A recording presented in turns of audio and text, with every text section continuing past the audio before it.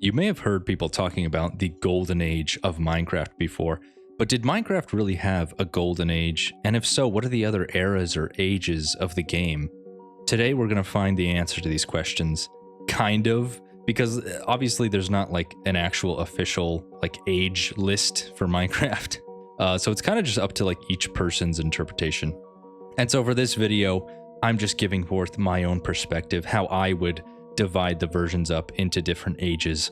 And I'm going to base it not just off the versions of the game themselves, but also what was going on in the community and in the culture surrounding the game at the time. So first off, we have the classic age. This age is from the beginning, the very beginning of development, all the way to the last version of in-dev. Now, these versions are typically lumped together with the golden age, traditionally. I say traditionally like there's like a canon, like this is the Bible or something. But no, yeah, most people do lump these together with the golden age. But I do think these deserve to be their own sort of era because it's such an interesting era, and I do think it's very different from what we get later. Obviously, you are seeing like the foundations of the game being put down in this time.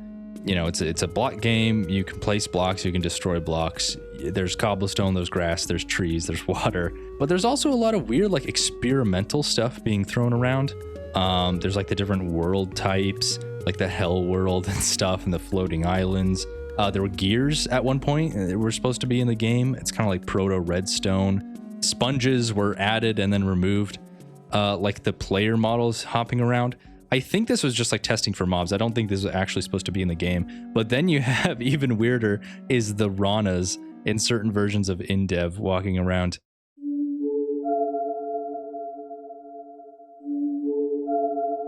So yeah, you know, obviously Minecraft is a game where things have been added over time, but this is really the era where a lot of things are being added and then either removed or changed.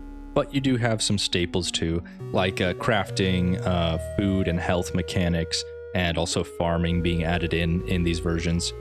And in terms of community stuff at this time, obviously there's not that much. The game was, you know, just being made. It was kind of just picking up interest from people, but there wasn't like a huge community around it already. We have the first Minecraft video, the famous first Minecraft video of that guy walking around showing off his weird little creation in his world. We also have Notch's cave game tech test, which Notch uploaded. I'm not sure why this isn't considered the first Minecraft video. I guess like technically it's cave game, not Minecraft, but I don't know. I feel like this is the actual first Minecraft video. But anyways, you have the first like forum post about Minecraft, and all these people are like commenting on it like, hey, this looks cool. And it's kind of just really interesting to read through this and see people being like, hey, you know, this is a cool little game. It has potential.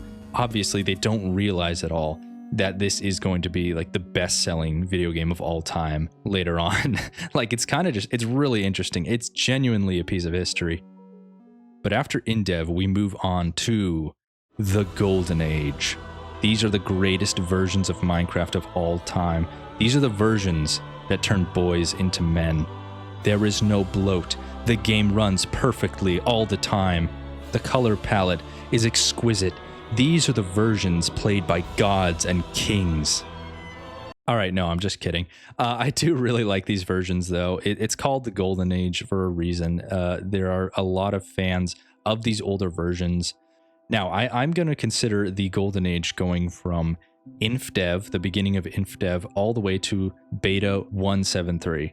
I know some people consider like Beta 1.8 and like early release version to be part of the Golden Age. And that's fair, but I think they're just too different and that it constitutes a different era in the game entirely.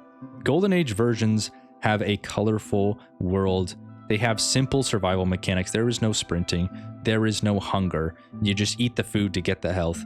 And these versions added a lot of staples and a lot of iconic things to the game. You have dungeons, you have rails and minecarts, you have redstone and pistons, you have biomes being added, beds, the nether, fishing, cakes, dogs, and a bunch of other stuff. Now, at this time, the game was gaining substantial attention. Over the course of the Golden Age, Minecraft had sold millions of copies, and the community was really being built. People were making a lot of YouTube videos about Minecraft now, And some famous Minecraft YouTubers started back in this era. Like I know Yogg's Cast first Minecraft series started in some version beta, I'm pretty sure. So lots of Let's Plays. Also, we see the start of Minecraft animations. One of my favorite from this time is Siege on Castle Steve. That's a classic for me. I've watched that so many times. Another interesting thing here is we see the rise of the idea of horror in Minecraft and Minecraft being a spooky or eerie game. Because you do start to see people talking about how this game has this potential to be kind of ominous and scary. And you see, you know, videos of people finding houses that they didn't build. And of course, during the Golden Age, we have the most famous Minecraft creepypasta ever, the Herobrine creepypasta. So yeah, for that reason, this era is just like really fascinating to me. But now we're moving on to the Diamond Age. This would be the adventure update, so starting in beta 1.8 all the way into the release versions until we get to release 1.8. Now this is going to be a little controversial because traditionally in the ancient traditions of Golden Age Minecraft categorization, these eras are referred to as the Silver Age. Like, you know, these are cool versions, but they're not as good as the Golden Age. So it's the Silver Age, you know? But personally, I feel like that really doesn't do these versions justice, or this era justice, because this was a huge era for the game. I mean, the game was building a big community during the Golden Age, but I think it really like exploded during this era. To give you some perspective, at the beginning of this Diamond Age, the game had sold about 4 million copies. And by the end of it, it had sold 54 million copies. So that's a huge jump in the player base of Minecraft. And also these versions, whether you like these versions or not, they have been super important into sort of the direction that Minecraft went in the future, and adding a lot of just iconic features and mechanics to the game. Potions, enchantments, sprinting, hunger, enderman, the end, the ender dragon, a bunch of new structures, strongholds, mine shafts, villages with villagers and trading, which becomes huge later on for the meta of the game, of course. The wither got added, beacons, and of course an entirely new world generation. No longer tied down by this awful, colorful, and fun world generation. Now we have flat plains and gray mountains. Yeah, I'm not a huge fan of the world generation. It does have some kind of redeeming features. But yeah, we do have a new world generation. Whether you like it or not, it was a big change for the game. Minecraft YouTube kept getting more popular. The Minecraft YouTubers kept getting bigger, and we see some new ones appearing now. Stampy Longhead is a big one, who played on like console editions of Minecraft. Oh yeah, that's another thing. Console editions of Minecraft came out during this time, which was pretty cool to play Minecraft on your Xbox or your PlayStation. Minecraft music videos, like, I think really became a thing during this era. There were like Minecraft songs on YouTube before this, but I think this is like the golden age for Minecraft music videos. My personal favorite has always been Fallen Kingdom. I just love that song and that music video. I think it's so much fun. But yeah, you get all these like Minecraft songs. It's really kind of awesome. That was a good era for that. And just more Minecraft YouTube in general, more Let's Plays, more animations and stuff popping up at this time. You do start seeing a lot of like really big multiplayer servers, especially for like mini games. Lots of big Minecraft like server networks started at this time, like the Shotbow network, and Hypixel started at this time. And another big thing for this era that we got was Minecon. The first Minecon started at the beginning of the Diamond Age, and it was glorious. It gave us many years of entertainment. Sadly, they stopped doing Minecons. Now it's like Minecraft Live or Minecraft Earth. I can't remember. But yeah, we don't get the great conventions anymore. Sadly, all good things must come to an end. After the Diamond Age came the dark times. This is the dark age of Minecraft. I'm being a little dramatic, but I thought that was a fitting name for this era. Just as a disclaimer, like, this is very much like based on my own experiences, my own like thoughts about the game at this time. I'm sure a lot of people loved this era in Minecraft. I'm sure a lot of people started playing at this time and have nostalgia for it. But to me, it did just seem like kind of like a weak period in the game's history. So the first version in the Dark Age would technically be release 1.9, but I'm not going to start this at a version. I'm going to start this era at an event. Microsoft buying Mojang, which is sort of the first bad thing in this trifecta of bad things that kicks off the Dark Ages. Obviously, fans were kind of worried about Microsoft acquiring Mojang. They thought it was going to ruin the game, and the game's not ruined, but definitely some not great stuff came out of this. We got like microtransactions in certain versions of Minecraft now, and some other pretty crappy stuff. The next thing that happened was the year 2015. Now, nothing like actively bad actually happened in 2015. But it's really notable because it's the first and so far only year in the game's history where there were no major updates. We had 1.8 in 2014 and then 1.9 in 2016, and then nothing but just little bug fixes in 2015. So it's kind of just like a dry year for the game, like nothing's going on. And a lot of what keeps this game fresh for some people is that idea that it's going to be updated. And then the final of our trifecta of evil here is release 1.9. Ooh, spooky. No, this is a pretty controversial update. This is an update that really changed, well, it added and changed a lot of stuff, but it changed the combat mechanics. And I think that's the main thing that people didn't like about this update, especially I think for PvP. It kind of ruined a lot of that and changed it too much for people. Instead of having just like you click and your sword swings, you have like this cooldown for all your weapons. A lot of people didn't like this, so this update remains controversial. There were a ton of servers that stayed on 1.8. They did not advance to 1.9 because it was just like they didn't like it that much. I don't know if that's still a thing, but yeah, back in the day, a lot of servers were refusing to update. Now, I consider the Dark Age to continue to update 1.12, but the rest of the versions besides 1.9, really their main sin is that they're not very memorable. Like they might be fine, they might be good or bad, but like genuinely, before I like was looking stuff up for this video, I could not remember what 1.10 to 1.12 were. Like I just did not remember what those updates were, and I was playing the game at that time, so like it's just weird. Polar bears, I remembered polar bears. That's the one thing I remembered. I didn't even remember that woodland mansions were added during this era. But yeah, those were added in 1.11, I'm pretty sure. And I did not remember that. I could not remember what was in that update. In terms of like the culture surrounding the Dark Age, I do think during this time there was kind of this feeling that like Minecraft's not cool anymore. You know, Minecraft's lame. That's for little screaming kids, you know. I think of those videos of like, you know, screaming kid trolled on Minecraft, epic trolling video, like those kinds of things. I feel like those were popular during this era. I don't really know though, but yeah, I just towards the end of like the Diamond Age and then at the beginning of this age, I really started getting this feeling of like Minecraft's not that cool anymore. It's kind of seen as like a really dorky thing. There are some redeeming qualities in here. For example, version 1.12 is a version that a lot of mods are still on, so it's a good version for some older mods. There were some iconic things added to the game, whether you like them or not. End cities and Elytra, I think, are pretty like important central part of the game now, because you get shulker boxes and you get the Elytra to fly around, which is kind of like the main method of transportation now. And I mean, that's about it. Like, I don't know. I guess are woodland mansions like important? Because I think you can get totems of undying like from raids. So like, do you even really need to go to a woodland mansion? I don't even know. I do think interest in Minecraft was going down. Like if you look at the Google Trends thing, that's like a chart that a lot of people point to for like community interest in Minecraft. It was definitely on a downtrend during this time.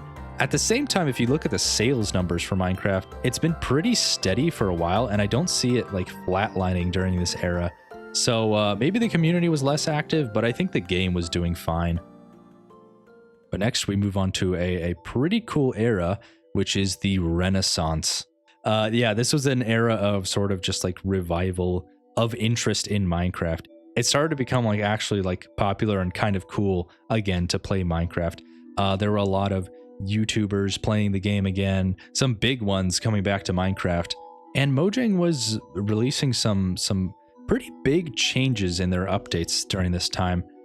So the Renaissance, I would say, starts from 1.13 and then goes all the way up to 1.17. First, there was the update Aquatic, which changed the oceans drastically. Oceans used to be like pretty boring, but now they're kind of like, they're a lot more full of life and things to see. Then there was 1.14. This is a pretty big update. It changed the villages, which had been an iconic design from way back in the day, but it changed the villages and it made villager trading like a lot better, as I understand, to the point where now like the meta in the game really is just like get a farm, get a trading hall, and you have like so many good things just at your fingertips for free forever. Just like basically anything you could ever want besides like netherite, which brings us to 1.16. I'm skipping 1.15 because that was just like bees, right? I was just like bees, that's cool. That's fine. But 1.16 was the nether update. That was like also huge because the nether goes back to the golden age when that was added. And really the only thing that changed there was nether fortresses being added. But other than that, the landscape had always been this just sort of like barren thing. And that was the same for a while. And then they updated the nether and added a huge amount of stuff, different nether biomes, the bastions, the guys that walk in the lava, whatever they're called. And it added netherite, which is kind of a big deal because it is a tool tier that is above diamond, which is kind of crazy. Diamond was the king for so long. Now it is replaced by netherite, which is like, yeah, I feel like that's a big thing to add. Like that was a bold thing. And Mojang was getting a little more bold with their updates at this point. And then finally 1.17, which was the first part of the Caves and Cliffs update. I'm breaking up the Caves and Cliffs update because I feel like the first one, it didn't really change any of the world generation, and yeah, added a lot of stuff, but I would consider this still part of like the Renaissance era. Copper, amethyst, goats were added, axolotls were added, and yeah, like I mentioned before, there was just like a resurgence in interest in Minecraft somehow. One of the things that people point to as like the turning point, and for me, I think of this as like that's the video that kind of like started kicking off some things, was Jay Schlatt's tribute to Minecraft. At this point, you really start seeing Minecraft nostalgia. There was nostalgia before, you know, but like now it's really like a big thing of looking back at the game and being nostalgic about it. And that video is like a big example of that. Something that I do think contributed to the revival and interest in the game was the pandemic. During quarantine, it's pretty simple. People didn't have anything to do. They were in their homes, so they played a lot of Minecraft.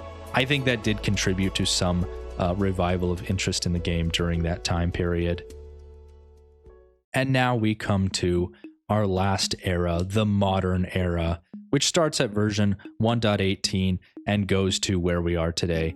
Yeah, I couldn't come up with a more creative title than the modern era. It's kind of difficult like to name the period that you're in right now. It's more so like looking back in time that you get like a better picture and you can name things like that. But yeah, this is today. This is our modern era. These are the modern versions as I consider them. Caves and Cliffs Part 2, 1.18. I'm starting it here because I really think that is a big sort of turning point for the game. The world generation is like completely overhauled. Caving and mining was changed forever. Mountains were now like actual mountains, like freaking massive. And Minecraft world wasn't like flat anymore. It actually was really like varied in terrain and stuff. And I don't know, it's just a bunch of crazy stuff, a bunch of crazy terrain generation, world generation changes. So I think that's what makes this a good starting point for a new era. After that, a lot of interesting stuff was added.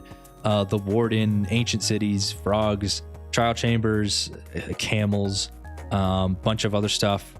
To be honest, this era is kind of where like my knowledge of the game becomes more fuzzy, because like I don't play these Minecraft versions. Like around the beginning of the modern era is when I kind of lost interest in modern versions, and I sort of went back to older versions of the game. So yeah, I don't really know that much about them or like even have that strong of an opinion about them. Right now I prefer older versions, but like I do know there's a lot of like objectively great things about these versions, even just like quality of life stuff that's been added over the years. But anyways, what's interesting is that just recently Mojang has moved to the little updates model. I think it's called like, what are they called? Let me look it up. Drops. I think they're called drops. So instead of doing like big updates, they're going to do like little drops once in a while. But yeah, in terms of like community or like media stuff, again, it's kind of hard to judge that. Just like when you're in the middle of it, you know, I don't know what's going to become like the iconic media things of this era. So I can't really think of honestly anything. Not much comes to mind. It's difficult to. But anyways, that's the eras of Minecraft explained. And yeah, I mean, obviously, these are my own opinions. You know, obviously, this is how I see the versions of the game being divided up. And if you have your own opinions on how the eras should be divided, let me know. Let me know how wrong I am and how stupid I am in the comments. Give me that engagement. No, but seriously, thanks for watching my video, and I'll see you around. Bye.